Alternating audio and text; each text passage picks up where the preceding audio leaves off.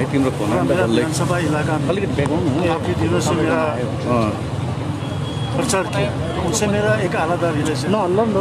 तो मुझे सुना यहाँ पर किया हम लोग अनशन में आज बैठा हुआ है, तो मेरा भी कुछ जिम्मेदार बनता है कि जो मेरे लिए आज उस समय विधानसभा के समय रात दिन एक करके मेरे लिए वो काम किया, आज अनशन के में बैठा हुआ।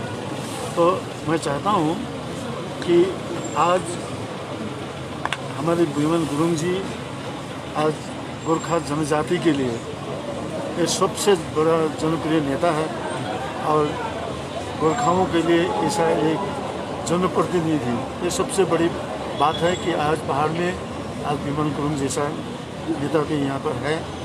तो आज हमें चाहिए कि आज को उनका स्वास्थ्य पर में ध्यान करते हुए कि आप लोग जानते होंगे उनका जो भी दावी है, हमारे गोरखाओं का जो भी समस्या है, ये समस्या को मिटाने के लिए तो बातचीत के दौरान ही मिलती है। लेकिन आप लोग जानते होंगे कि अभी फिलहाल वर्तमान यहाँ पर वोट डिक्लेयर हो गया है और वोट डिक्लेयर होने के बाद में MSCC लागू हो जाने के कारण से कोई भी बातचीत आगे नहीं बढ़ती है, जिनका कारण ये जो बातचीत यहीं पर बंद है। तो ऐसे परिस्थिति में अगर अनशन रहे और बात भी अगर आगे ना बढ़े तो मुझे लगता है शायद ये अच्छा नहीं होगा। इसीलिए मैं विमल दास से मेरा अनुरोध है, अपील है कि सबसे पहले तो दादा को भी चाहिए कि ज़िंदगी में हमारे गोरखा जाति के लिए बहुत सारा काम करने के लिए भी बहुत ज़रूरी है और जैसे दादा के भी दरकार है।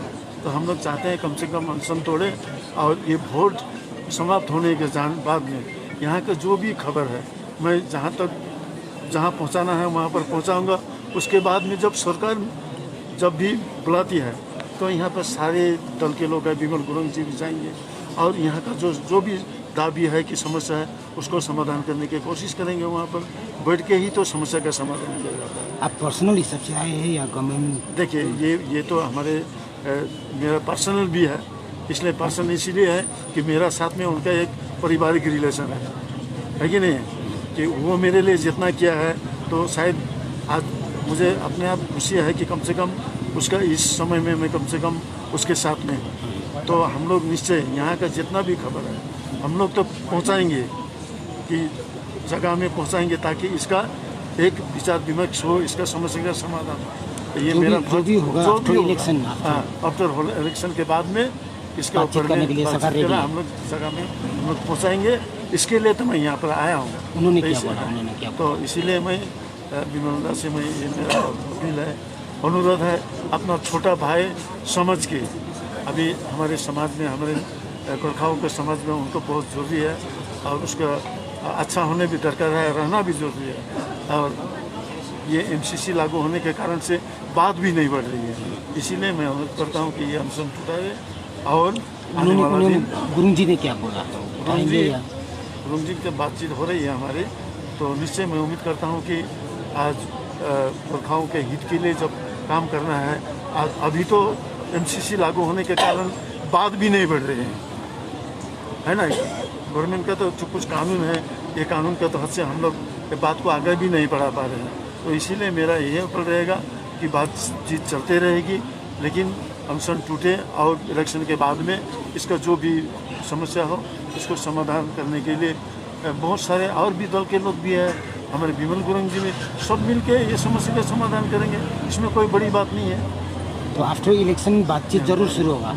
इसका इलेक्शन के बाद में हम लोग मैं जब यहाँ पर आया हूँ मैं जगह में जाके बात को पहुँचाऊँगा। सर बिमल जी ने तो कहा था वो पहले ही अनशन बैठने के जो उन्होंने कहा था बहुत पहले ही कह चुका था, लेकिन सरकार की ओर से इसको सुनते हुए भी क्यों इसको कोई पदक्षेप नहीं लिया गया सरकार की ओर से? देखिए ये तो मेरा जानकारी में नहीं है जो कि बिमल गुरुंग जी से उनका डायरेक्ट सरकार से क्या बातचीत हुई है, क्या बातचीत नहीं हुई है, ये मेरा नॉलेज में नहीं है, इसीलिए मैं इसके ऊपर मैं कुछ कहना नहीं चाहूँगा।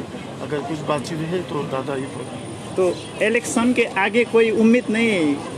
इलेक्शन डिक्लेयर होने के बाद में तो आप जानते होंगे कि MCC लागू करने के बाद में इसकी पहल नहीं हो सकती। राज्य सरकार की ओर से कोई वार्ता का कोई संभावना नहीं है? संभावना नहीं, इसका तो पहल ही नहीं सकते।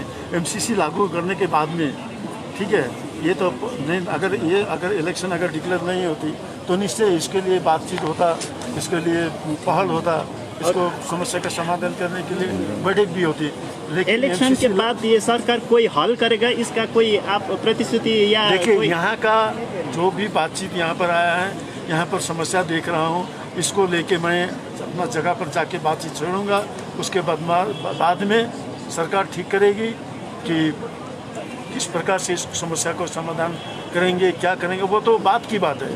लेकिन अभी फ़िलहाल हम लोग सभी को यही सोचना चाहिए कि एमसीसी लागू होने के बाद हम लोग का जो भी बात है, जो भी दावी है, जो भी समस्या है, वो आगे नहीं बढ़ पा रही है।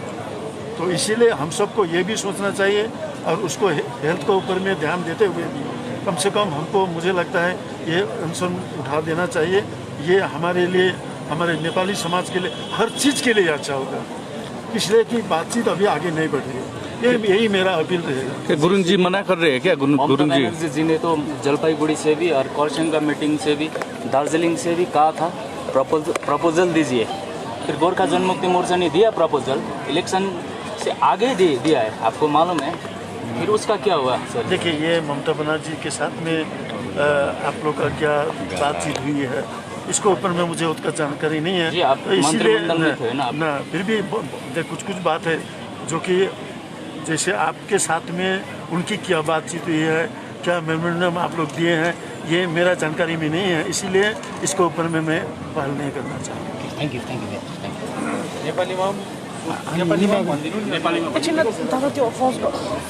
हुन्छ रोशन दा